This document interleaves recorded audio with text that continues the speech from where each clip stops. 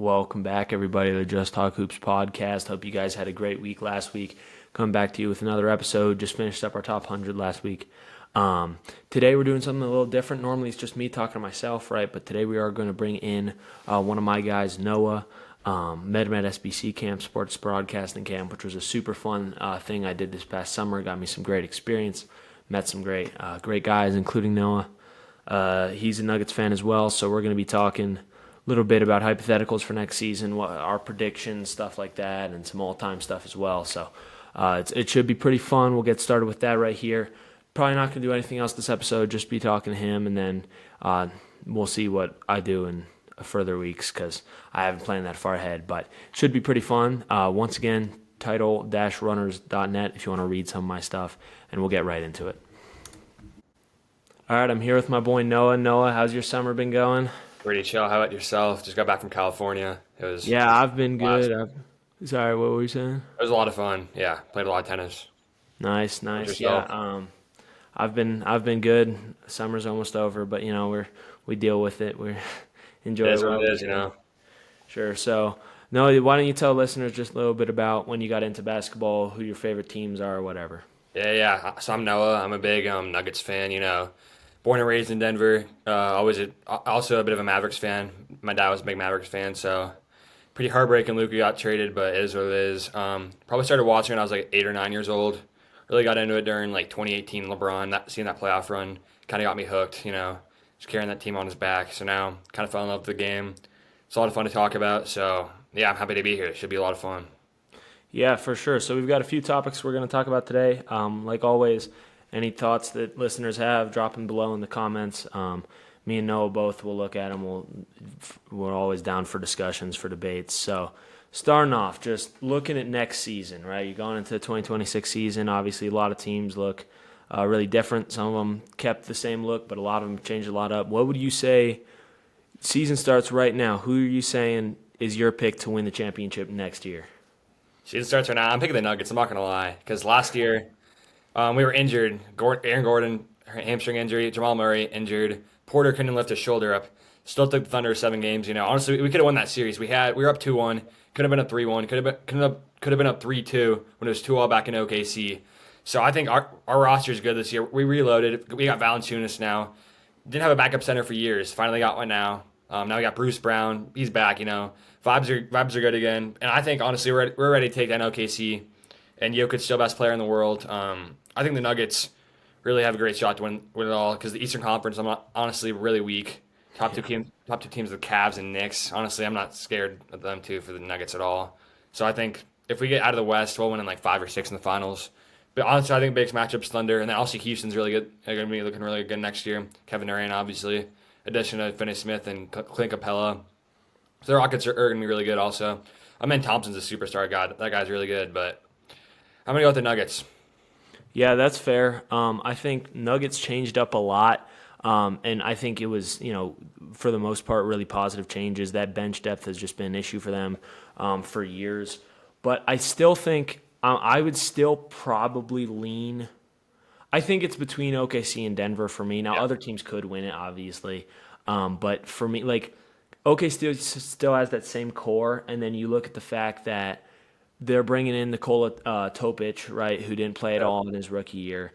And they just, a lot of their guys are still so young that they're going to improve, right? Like a guy like a Cason Wallace, a guy like a Jalen Williams, both Jalen Williams, you don't know really what they're going to look like. And they've got Sorber as well, who they just drafted. So they've just got such a talented team. But the Nuggets, I mean, you bring up good points with the Nuggets going to 7 with the Thunder with an injured roster. But then you mentioned Michael Porter Jr., who obviously he was moved to the Nets for Cam Johnson. What were your thoughts about that? Like, what were your thoughts on that trade from a Nuggets standpoint? Yeah, when I saw that trade, I was so happy. Honestly, I wanted Porter gone. That dude made me sick. Sometimes it's like he would go down the court. He's not great for team chemistry. I feel like we go on runs and he threw up a three, miss it, get on transition, they get an easy two layup or easy 2 points. So Cam Johnson, honestly, he's a lot cheaper. So because of that, we were able to get Bruce Brown, Tim Hardaway Jr., even a great sharpshooter off the bench, and then Valanciunas. because he was like $20 million cheaper. And honestly, he's a better defender than Porter. He can defend not great, but obviously compared to Porter, I prefer him. But I think that's a great pickup. Alongside Jokic, he's gonna be great too. Just on the wing, spotting up. He might average like 18 points a game. I can see him. Yeah, I mean, he had a great year. I think I watched probably more Cam Johnson basketball last year than a lot of people just because I was watching more Nets games than most people cared to. Um, and he also just has improved his, self shot creation so much.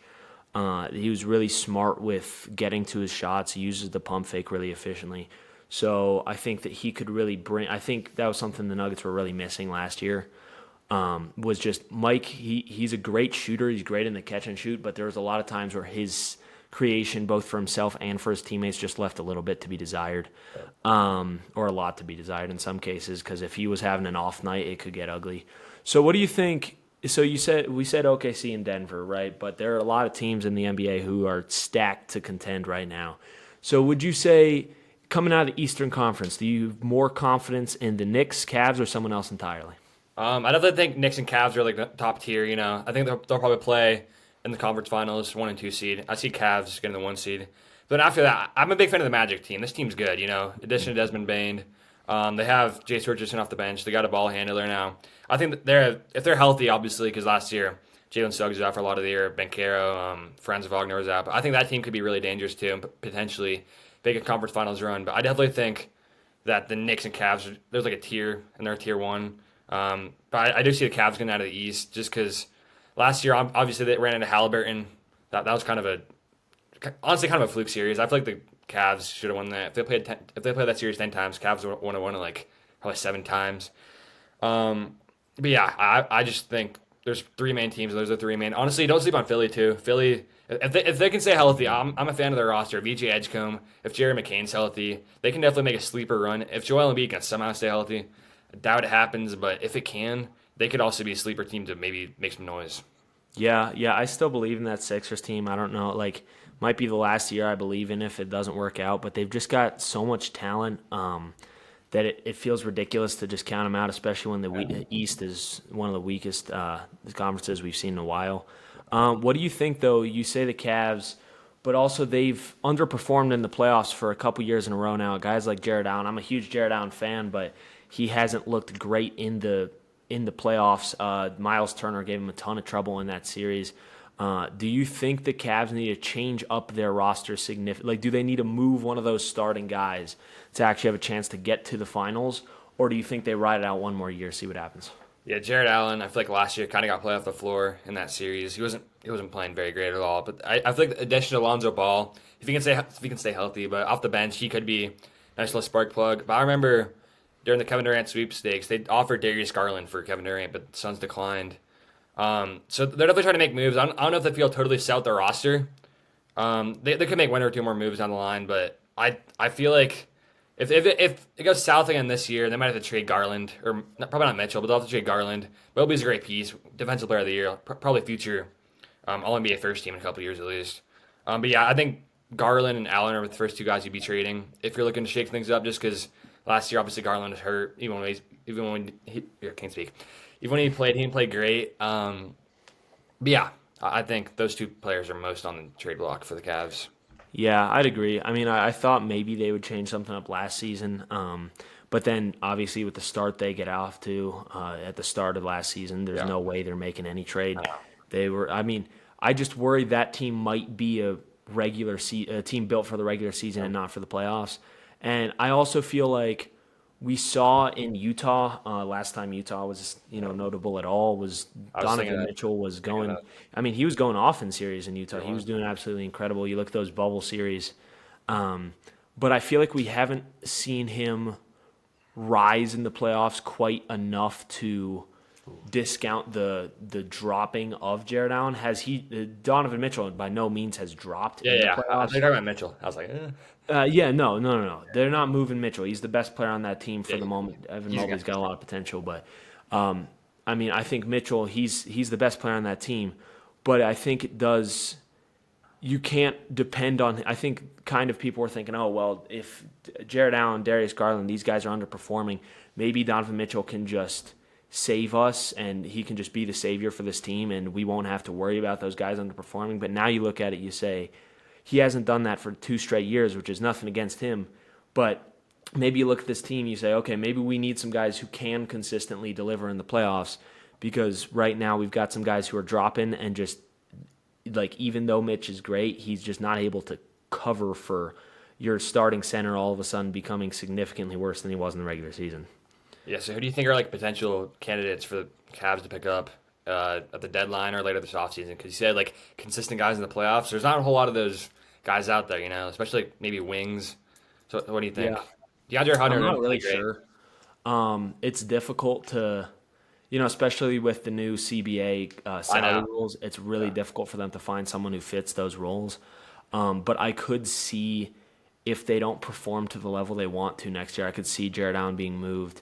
And I think there's a lot of teams that would bite at a Jared Allen. Like I think a team like the Lakers, who I know they just got Ayton, so maybe not now, but I thought that when they didn't have a center, that would be a perfect fit for them.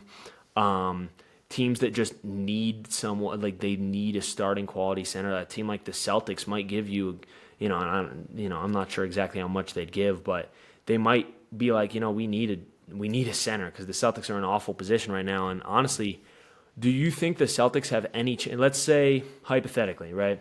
Jason Tatum, he comes back,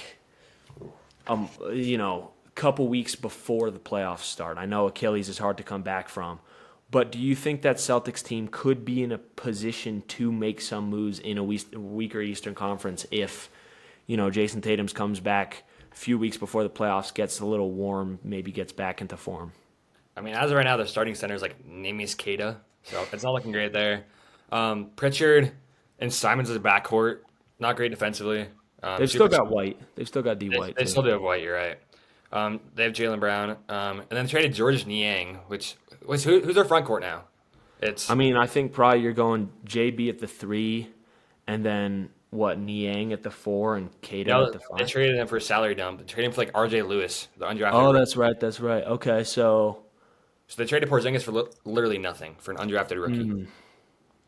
yeah, I'm not sure. I mean, Hauser's not a big No, like. he's gonna come off the bench probably. Yeah, he's a good player. I like Hauser, Yep, but they have zero he's front courts, not. honestly.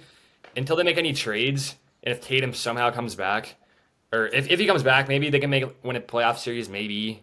But I'm not a huge fan of the roster, honestly. If I were them, I just like tank the season. I'm gonna be totally honest. Get a high Yeah, draft pick, reset, like save more salary cap space just for the off yeah. season. Maybe sign like a big if you can. But I Right. don't. I mean, I think there's a good chance Horford comes back too, Oh, you so think they so? could Oh, start. yeah, he's still unsigned. He's still Yeah, unsigned. I just think he's one of those guys. There's a lot of guys sitting in free agency right now There who is. just no one has the money to pick up. You look at a Cam Thomas, you look at a Quentin Grimes. Um, these Still guys Kuminga's that out there. what? Still Jonathan Kuminga's out there. Just Right, can't. exactly. Like a lot of these guys who just they're good players. There's just not a spot in them for them because of the salary cap issues. So I think there's a good chance Horford goes back to Boston, and then you can start him at the 4. But Yeah. still, like I'm not. They've got guard play, but I'm not They have guard moving. play. I agree. Derek White. I love Derek White. Such a good Derek player. White, he's a great player. His resurgence since getting to Boston has I been know. absolutely insane. Yeah, he's perfect. And I mean, I am kind of excited to see Simons in a new role. We've seen him Yeah. in Portland where like he hasn't been on a good team at all, and a team now like the Celtics, which isn't great, but it's a different look, and he'll be playing with some actual like stars. I'd say Jalen Brown. That is something that it'll be interesting to see how he fits into that role. I'm not quite sure what to expect, but yeah, I wouldn't say they're contenders. They could still be a playoff team just because of how weak Yeah. the East is. Oh yeah, it's But awful. Not good. But honestly, I do think the Celtics should just trade Anthony Simons for a big. Because honestly, you have Pritchard behind him. It can be Pritchard, White, Brown, Horford, and then a center. It's like honestly, I don't hate that. yeah, I don't know who the options would be. It's like it's tough to find a trade for him, honestly. yeah, I mean maybe, and like even if they do want to go get a trade, they don't have the cap space that they can, Yeah. or the assets, right? Like they don't have. I don't think teams are going to be moved by the players that they're willing to trade, because they're not going to move a guy Unless like it's a Derek White, but they're not trading Derek White. right. I don't think they would. So I just think it's difficult if they say, okay, we want to go get Jared Allen, then the Cavs are going to be like, okay, well, what are you giving us? And unless it's Jaylen Brown, then the Cavs are hanging up the phone. It's You think they'd accept a Derek White offer for Jared Allen? I think they would. I don't. But the I Celtics wouldn't do just that. think where would Derek White fit into that? Because he wouldn't start. Like you're not starting White over Yeah, Garland or they don't even Mitchell. need him. Yeah, I he's too don't. small. And they've got Ty Jerome off the bench. Or I know he signed up the yeah, Grizzlies. that's right. He moved to the Grizzlies. I can't He- keep up with free yeah, agency. I know. There's a lot going on. For Yeah, their what? that's right. He signed with the Grizzlies. So I guess technically off the bench. I mean Lonzo. Lonzo, but Lonzo. Let's be for real. Lonzo hasn't He'll played play. in. He'll play 40 games max. Yeah, and I mean that whole family just struggles. Like you look at Lamelo too. It's Lamelo's just always hurt. Yeah, they can't. I don't know. They could go get LiAngelo. they If could. they. Yeah, if they really want it. But I don't know. I think it'll be interesting. The East actually, I think, is going to be pretty interesting to watch, just because we're going to see a lot of teams that aren't super great teams suddenly play above their ceiling a little bit, Yeah, just yeah, I agree. because their competition isn't that high. So I think we could see a team like the Pistons. Hawks or the Pistons all of a sudden look way more interesting than they were last year. I'm a fan of this Hawks team. This Hawks team could be good if Porzingis can stay healthy. They can make a sneaky run in the conference finals again. Like Trey Yeah, Young, Porzingis, Jalen Johnson's good, dude. yeah. Reza Shea's good. Daniels, who just had, Daniels is a star, dude. His yeah. defensive capabilities are so high, bro. And I mean, even if you lose Porzingis for say half the year, which isn't ridiculous to say, he's been injury Yeah, prone. You've still got a Kongwu off the I bench, love Congo. so it's not like you don't have it. Like the Celtics have an issue of if they lose someone, it's like who's backing them up, right? Yeah, The correct. the Hawks don't have that issue, at least not with Porzingis. If they lose, it would still hurt to lose him, obviously, but I think you're not too, especially since they got him for so cheap. I think that the Hawks, and plus bringing in Nikhil Alexander He's a Walker. perfect bench piece for them. Perfect. Yeah, and I think we could see some really solid minutes with him and Trey both on the floor, Yep. because Trey has been, you know, um, that bad on defense his whole career, and Nikhil Yeah. Alexander Walker has shown to be a really solid defensive player. But I mean, I think really once again it can go either way in the NBA. We could see a lot of teams that we didn't mention, like the Wolves and the Clippers. I think could, Yeah. if everything goes right, could make something interesting moves. Even though, Maybe even the Mavs, honestly, I like the Mavs roster. Mavs, Lakers. Like, there's a lot of guys, a lot of teams. It's Warriors, just like even you never know. Yeah, yeah. I, I don't believe in the Warriors, but I've been known to not believe in the Warriors. Yeah.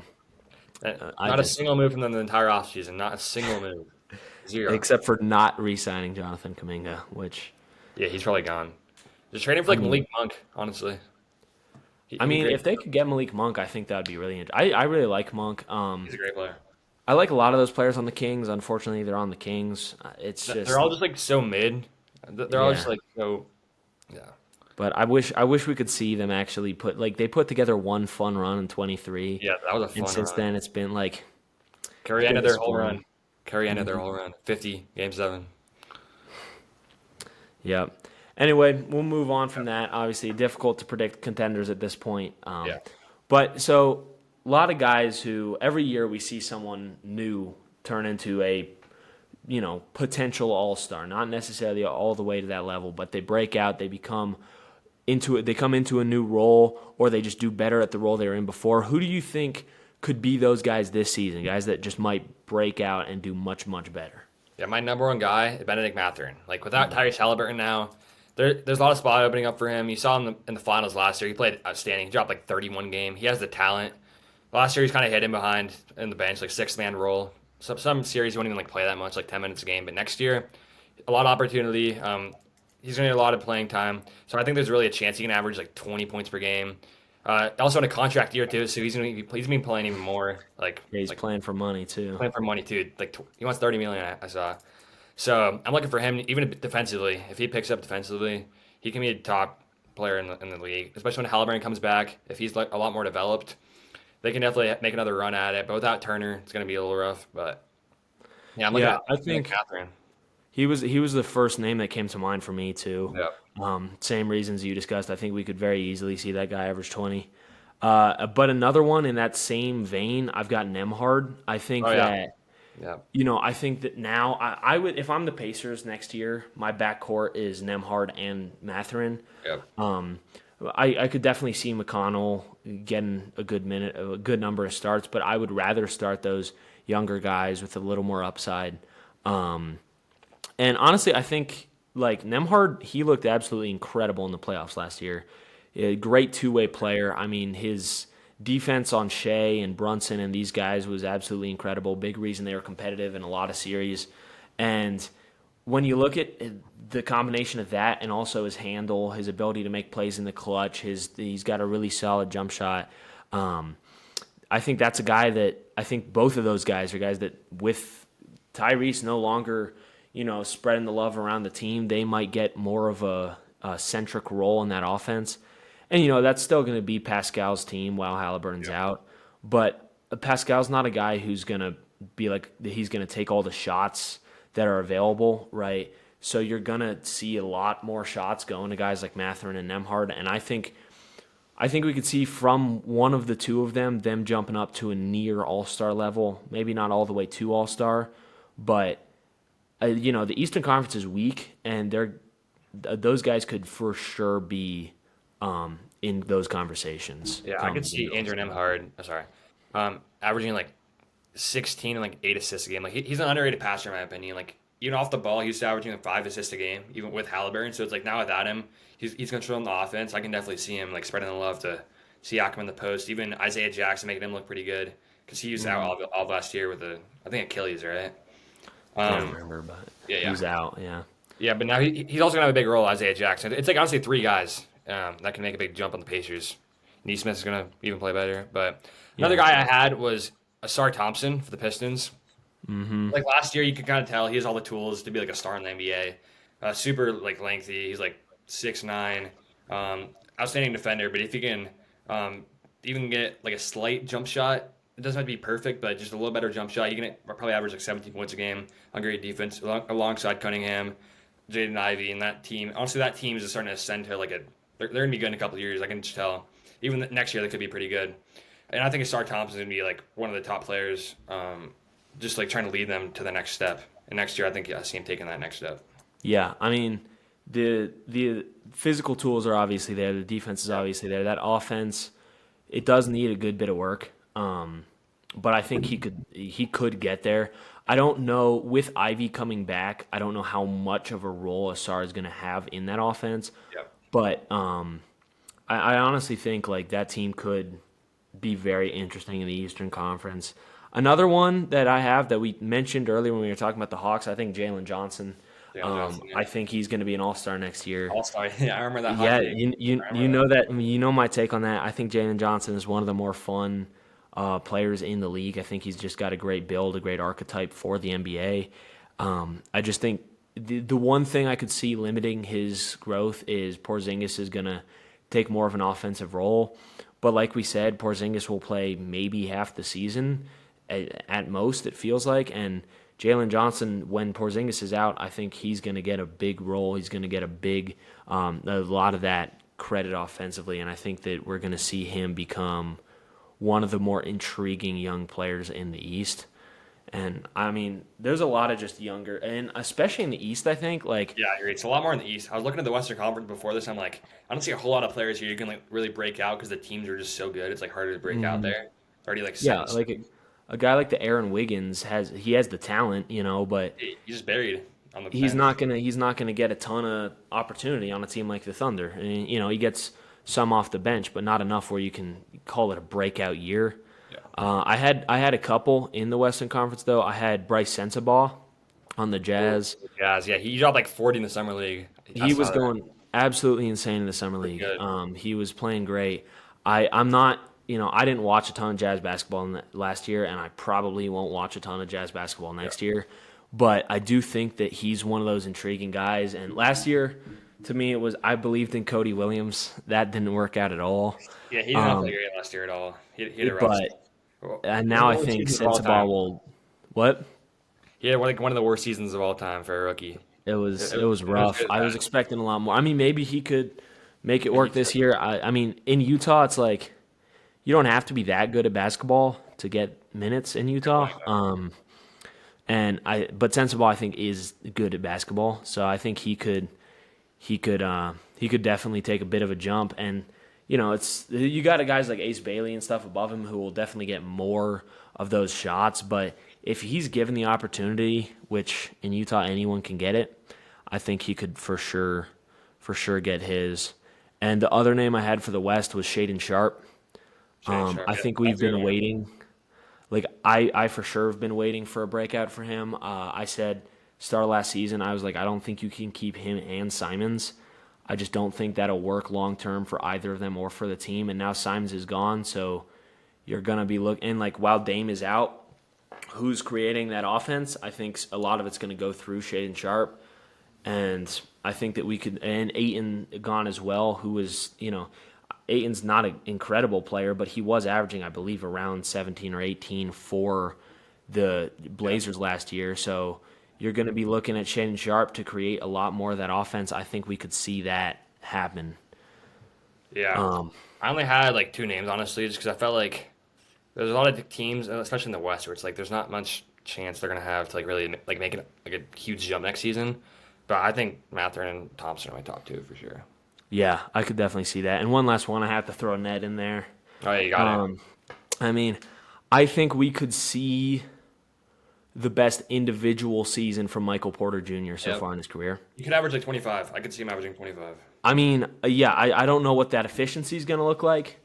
We don't know exactly what that handle looks like, that creation looks like, because that was never his role in Denver. He was a catch and shoot guy. He occasionally attacks the rim, occasionally he'll catch a lob, but his role was a catch and shoot guy. And he played that role to a T. He heard catch and shoot. That's all he did every game. But he is a talented, when you look at a guy who's 6'10", with one of the better jump shots in the league, is extremely high release point, very hard to contest that jump shot. If he can be healthy and you're throwing him in Brooklyn where you're saying, listen, you are splitting shots with Cam Thomas, assuming we can, Assuming he comes secure. back. Yeah. I mean, and you've got a bunch of pass first players around him. I think that you could look at Michael Porter Jr., you could say, hey, we're going to win about 14 games, but you can mess around and average 22 if you want. And, the efficiency might be ugly, but I think we could see, Michael Porter Jr. with the ball in his hands might be a very, very interesting player to watch. But I don't necessarily know if it's like a breakout year for him because everyone knows he's like really good at basketball and just he hasn't really had the opportunity. It's more of just like a good player having a big year. It just Yeah, because yeah, he's that's like what, true. 26 probably making for like $40 million a year already. So people already know he's like a great basketball Yeah. player. It's next year you could take it like a bigger jump because like it's just him on the roster. Yeah, I think he could just go from like role player to, he's going from role player to a number one option guy in Brooklyn. Do Yeah. I think he's a number one option caliber guy? Not necessarily, but the Nets aren't exactly a good caliber team. And I think we could see him just kind of, if he plays his cards right, we could see him make that jump from, okay, this guy can shoot, to, okay, this guy can make his own shot, like go from a shooter to a scorer, which I think is kind of the next in his, like you look at a guy, I don't expect him to be like a Kevin Durant, but if he could get to a level of he's a bigger wing who can create his own shot, he could be, like a kind of baby Kevin Durant or a baby Brandon Ingram, maybe up to the level of a And Brandon maybe Ingram. Brandon Ingram, yeah. Yeah, I could, and Ingram's 3-point shot isn't insane, so I think maybe a little less of that mid range, but more of that 3-point shot, and I think we could see him being a similar kind of role to a Brandon Ingram. Yeah, I agree.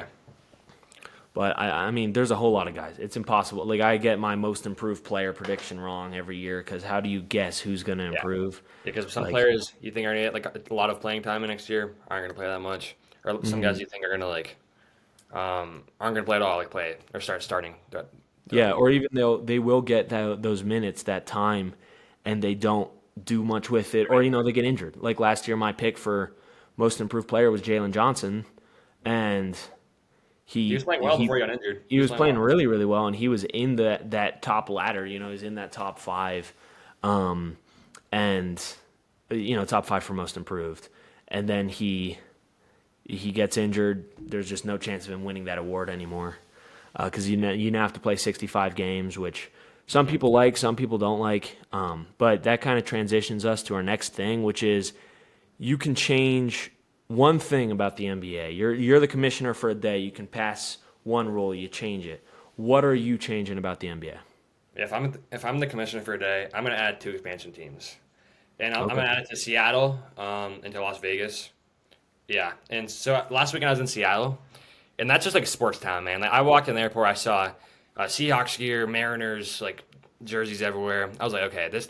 And then I saw Sonic stuff everywhere. I saw like Kevin Durant highlights just like walking down the street. It was insane. So honestly, it's kind of like a shame they took away that team from the city. Now they're in OKC, obviously won a chip last season, but so it's still going pretty well for them. But I think if they added Seattle back at basketball team, they'd love it. Honestly, there's so much like talent in the NBA right now, anyways. If they add it to 15 more rosters or 30 more roster spots to the league, it's gonna be a lot more fun. Like guys like Valanciunas who are like good basketball players want to go to Europe because he's like not getting enough playing time here, which is like kind of crazy to me. Like he's an outstanding player, so I think it'd be great for the sport. Like also to like bring some spark to the NBA. You know, everyone's talking about 2 more teams coming to the league. Vegas, big city. People are gonna love going there, watching games. Betting on the games and just stuff like that. So I think it'd be a lot of fun. And honestly, I think Adam Silver should do it, but I doubt it's gonna happen. Just because like it's like all money, owners. It's a lot more like complex than just it's gonna be fun. So, but I think it'd be a lot of fun. Yeah, As a I mean, I definitely agree with that. I've been asking for expansion for a long time. I'm not as big of a lot of people are pushing for Vegas. I'm not as big of a Vegas, fan of adding a team to Vegas. I think I would go I would go Seattle for sure, bring the yeah, Supersonics back. And then but I'd look at a team like Baltimore or St. Louis and I'd look at them and see, who's willing to like it really depends where do you have someone who's willing to start a team there. I do think we could see that happen in the future, some expansion, which I would love. But right now, like I just do it now. There is, like you said, so much talent. You look at a guy like, um, and like you, Bones Highland is like he's going to Europe like next. yeah, shout out Like Bones, he's a man. good I player. loved watching Bones. Yes, I love Bones Highland. I thought he was gonna be Yeah, super good in the Nuggets. I thought he was gonna be so good, but didn't work out. yeah. Or like you look at a guy like you watched the Nuggets last year, and they're not even a team with a lot of depth.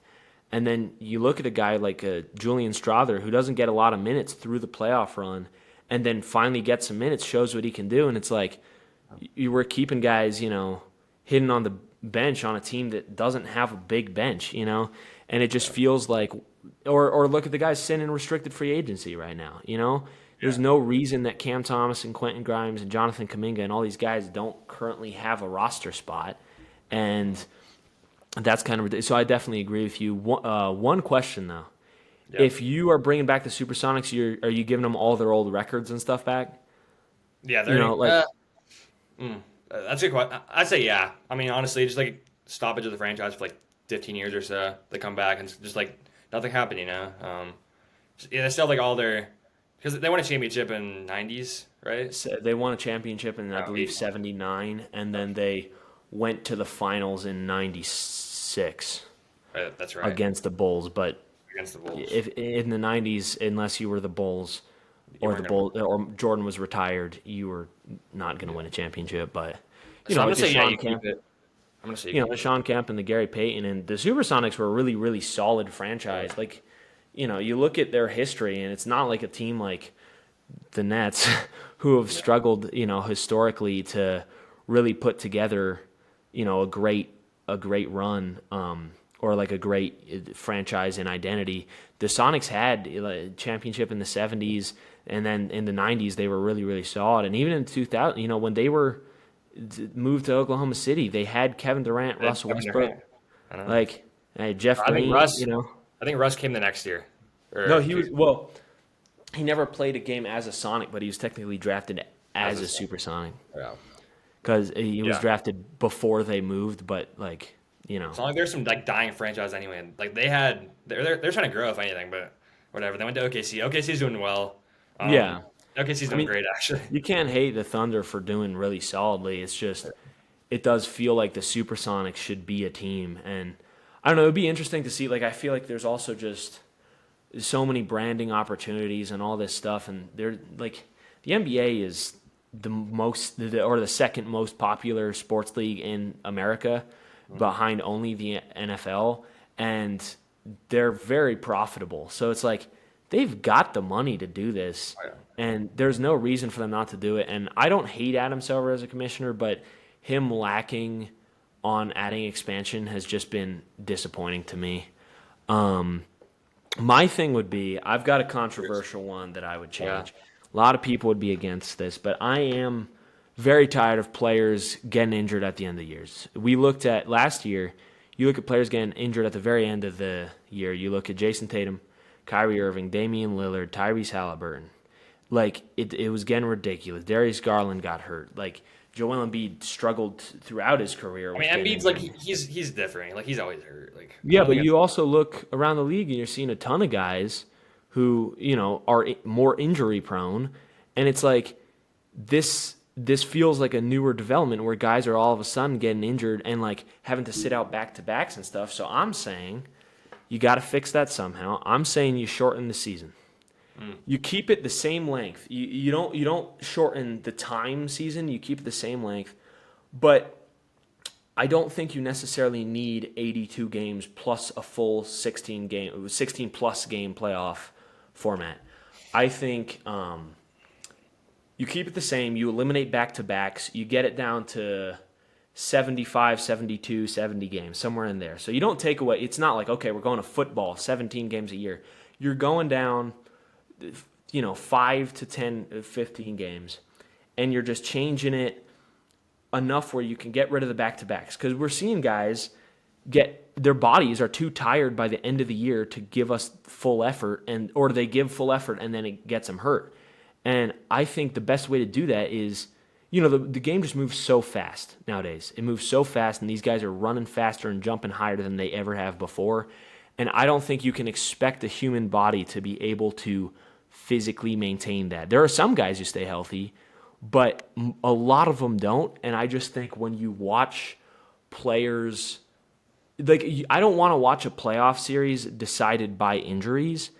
And I think we're seeing that more and more. And I think if you shorten the season a little bit, it doesn't have to be a ton, and you keep it the same length in terms of time. And then I think bring back the best of 5 first round series. I don't hate that. I don't hate that. Like, I watched, Heat Cavs. I watched the Heat get demolished for. I didn't watch all of them because I was like, I wonder who's going to win this one. Maybe maybe the team that was close to 70 wins instead of the team that's being led by Tyler Hero. Like, no disrespect to Tyler Hero, but like, Yeah, I mean, I'm not moved. he's against like And that could have been a 3-game series. And sometimes you get great first round series. Like Clippers Nuggets was still a great series. Great. But I think that it could still have been a great series if it was 5 games. So I think you make that 5 games and you shorten the season just a little bit. Try and combat some of those injuries. Like, try to bring some of the, it's hard to enjoy the playoffs when you're like, well, this team is missing 3 of their starters and this team is missing their superstar. It's like, I want to be able to see guys be healthy. And for the players, first of all, and for the fans, second of all, like, I just think it would be slightly more enjoyable. Okay, I disagree. Just because. Okay, think about it. So Devin Booker signed what extension? 2 years, 145 million or 100, something crazy, $75 million a year. So these dudes are making $50 million a year. They can play 82 games. Honestly, as a fan, I prefer to watch 82 games of basketball. Except for the playoffs, I understand it gets a little down the stretch. People get injured. Even Steph Curry last year, remember, hamstring, kind of lost in that series. But as a fan, I enjoy watching like all that. Like, wait, so how many games do you want to shorten it to? Somewhere between 70 and 75. Okay, so not anything too Still a crazy. lot of basketball. Still a lot of But, basketball. I mean, even as someone who loves basketball, loves watching basketball, there are times during the regular season, where I'm like, I don't know if I need to watch this regular, Yeah. when it gets further, when it's past the Like trade January. deadline. In January. Yeah, it's like I'm kind of not as interested in those games. And I still watch them and I still enjoy them. But it is like, this feels inconsequential because we're not close enough to playoff time where it holds any standings value. And we're not close enough to the trade deadline where these teams are new and exciting. It's like, okay, we're going to watch, and there can still be great games, but you take away 7 games, there's no harm in there's no Right. real What harm in would that. 7 games like change at all? Do you think that changed Steph Curry's hamstring? Change Well, I think you Halliburton's could Achilles? it could That's allow a you to huge. get rid of more back to backs. My biggest problem is with back to backs because I don't think players should be. I mean, stars play close to 40 minutes a night during the regular season, and I don't think you should be putting your body through 40 minutes of extraneous physical exercise. Potentially, they go to overtime, right? You see games go to overtime, double overtime, and then they're expected to play the next day. And it's like, these guys' bodies are not built to handle that. The human body is not built to handle that. And I just think, I mean, I'm not sure exactly how many back to backs they're playing, but if we could somehow get rid of those back to backs and just have them play, you can do every other night roughly, scheduling and stuff, but just if you can get rid of back to backs in the schedule, I think that would do a ton for them because you see guys like Kawhi sit out back to backs. And if He you never plays get them. right. Embiid, Paul George. And now though, if you get rid of those back to backs, then you can say, okay, if you're healthy, you have to play. Which they tried to get. They Yeah, the tried to whole load implement some. management.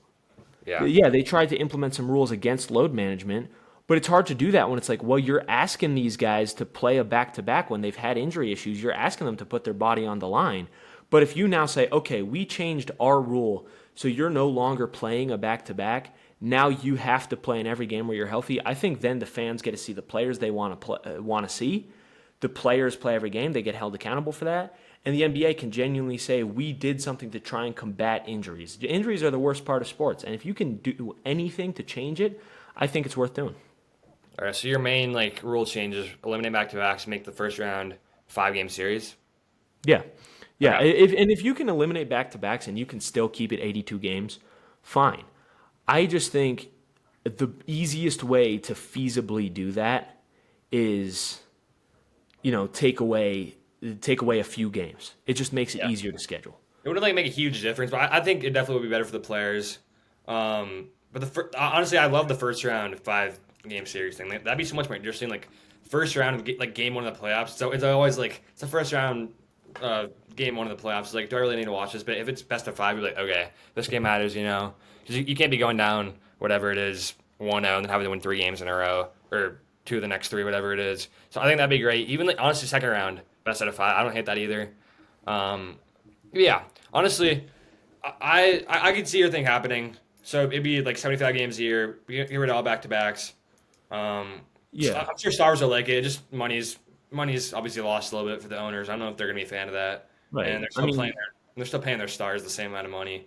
Probably yeah, I lose. mean, you could also I don't know, you could play around with the salary and stuff, but I do think so I just looked it up and teams play an average of 15 back to backs per season. So Okay. that's 30 nights that's 15 nights where they just played a game before and they're playing again. And so if you get rid of 7 games, you already cut that number in half. And then if you just change the scheduling up a little bit, that 7 games allows you to move stuff around a little bit.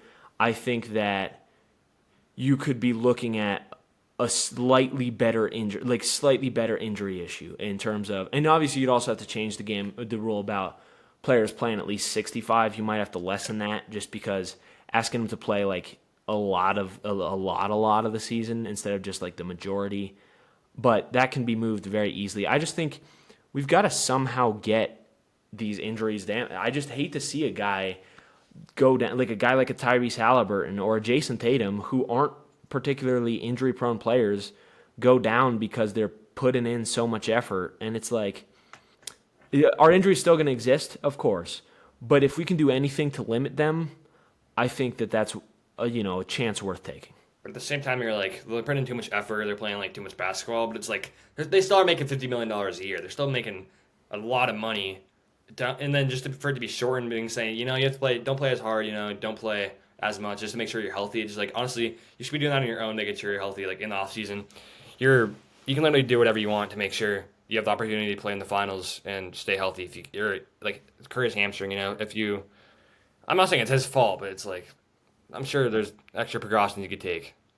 I mean, but I also think though they might actually play harder if they're not like if they didn't just play a game the night before. Yeah, yeah, You know, 100%. if you just played the night before, I know if I play a basketball game the night before, the next day I'm sore, and like these, and I'm not playing against NBA players. I'm playing, rec league YMCA ball. It's a little bit different. Like I just think it's difficult to say, oh well, just keep yourself healthy when it's like it's pretty obvious when you see Tyrese Halliburton crying on the court of the NBA Finals. He did everything he could. He Yeah, didn't want it. It wasn't like, oh, you know what I think I'm going to do when I'm driving on this play? I think I'm going to just tear my Achilles real yeah, quick. it just popped. Yeah, You can't do any when you're moving that fast, when you're jumping, in the number of Achilles tears has gone up a ton in basketball. And I just think these guys are moving so fast, and I'm not saying put in less effort. I'm not saying try less. I'm really saying try more for less time. And I do think like the money's ridiculous, but the money's already kind of ridiculous, especially when I think managers or owners would look at a team and they go, okay, I mean, I'm willing to pay this guy some money, some good money, because I think there's less of a chance of him getting injured. Because yeah, sure, you don't want to if you're paying him for 82 games worth and then it gets shortened to 75 games, yeah, that sucks. But if that keeps him from getting injured in the first round and in the second round, you could already be getting more than your money's back. And I just think it's difficult to say. Like I just think is it the optimal solution? Probably not. In an optimal world, it's 2K and you can just turn off injuries. But yeah, unfortunately, it's just not an optimal world, and I think this is the only way I can think to fix it. But yeah. I mean, owners obviously are most scared to play injury-prone players. Look at Paul George making $50 million a year.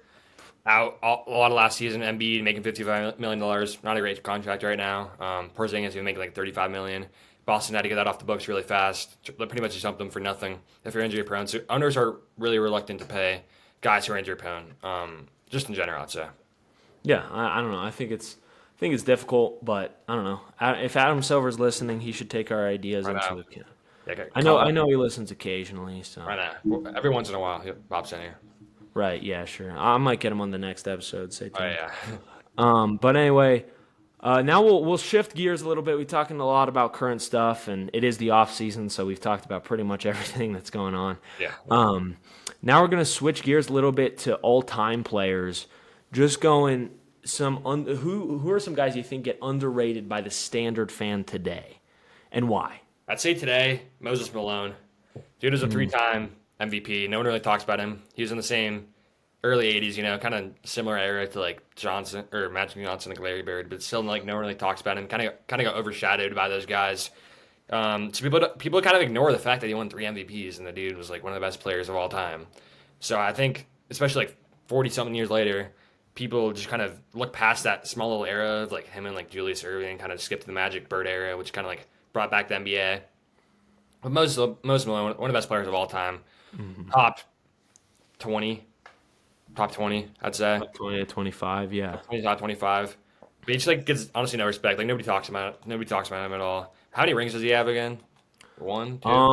I know he won that one in with Philly, Yeah, but with Philly. then I don't think although I think did he get one with Houston? I can't remember. Like in I'll look the it up real quick. yeah, I can't remember if he got one with Houston. I want to say no. Yeah, he has one championship. Yeah, I want to. Yeah, 83. right, exactly. And I mean, you look at those Sixers teams; they weren't winning the finals. I mean, they went in I think 80 or they went in 80, and they were clashing with um, the Celtics a lot in the Eastern Conference Finals, but it is he went in and they were a championship team, and like it's in an era where otherwise it was practically just the Lakers and the Celtics. And I Yeah, do think that that whole era of basketball from the 70s to the early 80s just gets overlooked by a lot of I fans agree. today. Yeah. I think they kind of jump from like Bill Russell to the later like Bird versus Bird Johnson Magic, years, and then to Jordan, and then and from then there there we whatever. go. But I do think that those '70s, like you've got a lot of underrated guys from those years, just because people don't see the like top 10 Yeah. players of all time, Mm. and they're just like they just pass over it, which I don't think is fair. Because you got guys like one of the guys I have is George Gervin. Yeah. I think George Gervin is heavily underrated because that guy's one of the better scorers in NBA history. You watch him, and it's like he was averaging 30 for multiple years of his career. The Iceman, that finger roll Iceman. was, Yep. and like I think also some people look at, oh, they didn't have a 3-point line, or they call them plumbers. I don't think Plumbers, that's yeah, the fair. firefighter era, whatever. I don't think that's fair because we wouldn't be where we are today without those guys. Without the plumber You know, era, whatever. exactly. Like sports evolve over time. That's no secret. But we can also respect older eras. I find it ridiculous that older eras can't respect today and newer eras can't respect older eras. It's just like it's all basketball, right? And I think a guy like George Gervin was an extremely talented scorer, and I don't think you can look at a guy like that and just take him away because of the era he played in. I think that's absolutely ridiculous. Yeah, you mentioned that like from the era after Bill and Wilt to Magic and Bird, a lot of guys were kind of like skipped by and kind of just ignored. I think Moses Malone is that number one guy who people just completely just forget about, even though the fact that he was like dominated that era that people don't really kind of ignore. And then my other guy, Manu Ginobili, during the Spurs finals runs, honestly, he's kind of like he's like a glue guy, but he was like a lot better. He kind of like he was just his game was just so poetic, super smooth with it, able to like just like calm them down in like situations with like against the Heat in the finals and stuff like that. Yeah, obviously Duncan and like Kawhi Leonard get a lot of like praise, and David Robinson like in the early championship of the dynasty. But Manu Ginobili, who's like he was that guy for them, like, and nobody really talks about him at all when they talk about the Yeah. Spurs dynasty. I think people forget too about Manu, like before taking that sixth man role as probably the greatest sixth man of all time, he it was like an all-star caliber player. Oh And yeah, if Manu hadn't been on that Spurs team and hadn't accepted that role as a sixth man, I think that guy could have gone on to be a 5 to 7 time All-Star instead of, I want to say he got two in his career in real life. probably. That could be a That, little bit that off. sounds right. Sounds right. Like I mean, he could definitely be one of those guys who was like maybe not a perennial All Star. Yeah, he was a 2-time All Star, 2-time All NBA. Like that's nothing to sneeze at. And like if you put him on a team that's not the Spurs, you might see more individual success. But I just think I do think though people are starting to give Manu his respect a little more. I do think people are starting to look at him and, I think people in general are just giving those Spurs team a little more respect. They're looking at a guy like Tim Duncan, who I think for a long time people disrespected because he wasn't as flashy. And they're now looking at him, they're saying, okay, this is one of the best and most winning players in NBA history. All time. And I think it's just more respect given to them, which I think is very positive. And if they could get George Gervin, another Spurs legend, to his respect, Yeah. maybe we could fix some stuff about that. I had a couple more guys that I was thinking of as well. Just sticking in that '70s, era as well. I think Rick Barry gets underrated by a lot of Barry. people. Underhand free 'Cause, throw. yeah, I mean I feel like he's more known for the underhand free throw Oh yeah, than absolutely. the fact that he was like a really, really good player. Like if you look at his stats, it's difficult to just ignore those. Like the stats, they're not the perfect measure of a player, but you look at a 12-time All-Star and one of the best players, he played for the ABA for a while. He was He's kind of like he that merging era of basketball. Yeah. So he plays his first two. I'm looking at it right now. He plays his first 2 years in the NBA. By his second year in the league, he leads the league in scoring. Then he goes to the ABA for 4 years, leads the league in scoring there once, and then comes back to the NBA and is a champion in Golden State and multiple time All ABA player or All NBA player, while averaging 30 multiple years. And I feel like he doesn't get talked about except for the underhand free throw, which, by the way, he was one of the best free throw shooters in the league. Yeah. You know, I'm not gonna lie. I'm one of the culprits that kind of underrates the dude. I didn't know he was. I didn't know he was nice like that. I didn't know I he mean, led league yeah, in scoring here. That's insane. over his career, he averaged, 25, Wow. 7, and 5 assists while shooting 89% from the free throw line. Like, that guy, he was a baller. And he was also, from what I've heard, kind of an asshole. But Really? Wow. yeah, but Who told me like, that? well, I mean, not from personal, but just like he's known to be kind of, his teammates talked about they didn't love him. But you talk about talent, a guy who was averaging, he was leading the NBA in scoring by his second year, and he was doing that by averaging 35.6 points per game over 78 games. Like, 35. Yeah, that's dirty. he was a great scorer, Nets legend in the ABA, and like I think he doesn't get his flowers just because once again he played in the 70s. That was his prime, and like even I don't see Warriors fans giving him his flowers, No, and it's yeah, like, they're all dude, like Curry. That's all he I know. brought you a championship, and I want to say 76. I'm like, I can't don't quote on me on that, but like he brought you a championship way before Curry was doing it, and it's I, like he was a ridiculously good player, and I don't know. I think he doesn't get his flowers. And my last guy, once again, probably just because of the era, I've got Nate Thurmond.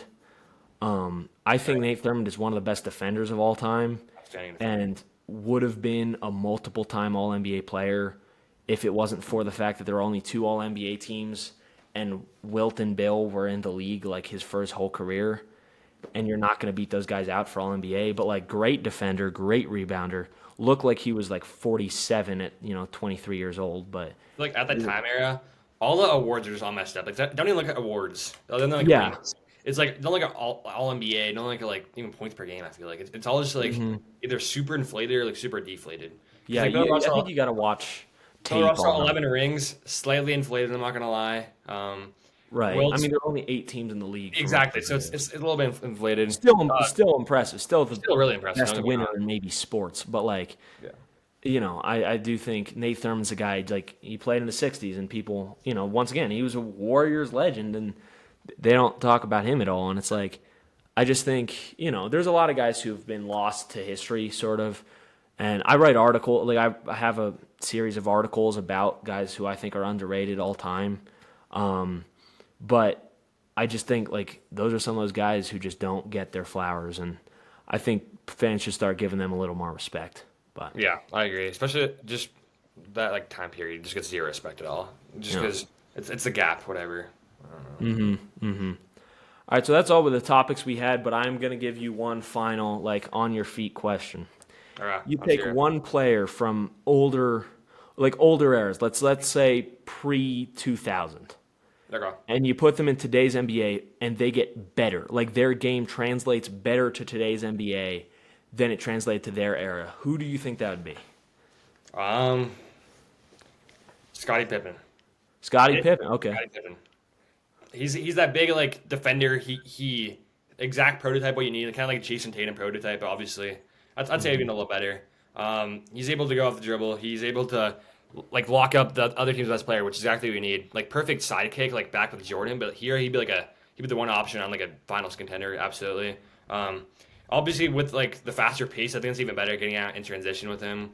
And the open floor would be like great for his just game style in general. And obviously he can shoot it. He can shoot the ball. Like not outstanding, but I think he can hold his own. He's not really a minus from three or from mid range. I think he can just expose like modern NBA like flaws just defensively in general, in order to just, honestly not dominate the league, but like be a number one option on like a finals contender every year.